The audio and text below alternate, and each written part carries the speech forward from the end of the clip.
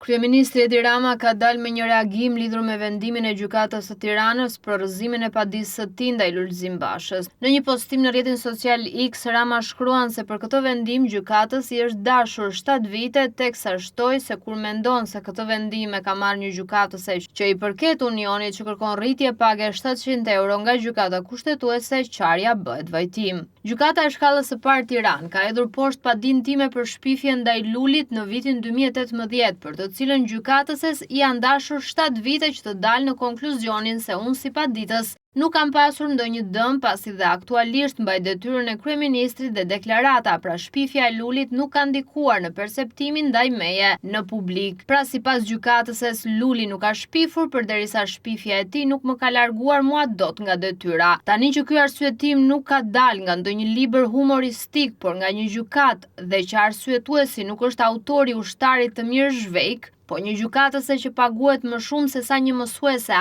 apo një mjeke nga taksat e shqiptarëve, ky është një fakt për të qarë, as pak për të qeshur. Kur mendoj pastaj edhe që kjo gjykatëse i përket Unionit që kërkon rritje page 700 euro nga gjykata kushtetuese, qarja bëhet vajtim, thot ndër të tjera kreu i qeverisë. Rama nënvizon se nuk është çështja se çfarë bëri një gjykatëse me një çështje për shpifje, por sipas kryeministrit, hall është se si priten të shqyrtohen çështje edhe më shumë të rëndësishme. Ndër të tjera, Rama nuk lë pa ironizuar edhe Bashën në reagimin e tij. Ndërsa po t'i shtosh pasaj kësaj ngjarje satirike gjyqësore dyshimet për se si mund t'i vej halli të drejtës së njerëzve për çështje më të rëndësishme në duart e një gjykatëse të tillë, atëherë të vjen të pyesësh, apo zgjohet nga gjumi qeveria e gjyqësorit me këshilltarët e inspektorët e lartë dhe qindra punonësit e administratës së saj të aq mirëpaguar për t'i kaluar në filtrin e përgjegjësisë së lartë publike, bëmat dhe gjëmat me të cilat përballet e drejta e njerëzve të zakonshëm në sallat e gjyqeve, dhe të kuptojmë mirë, halli nuk është fare çfarë bëri një gjykatëse me një çështje për shpifje,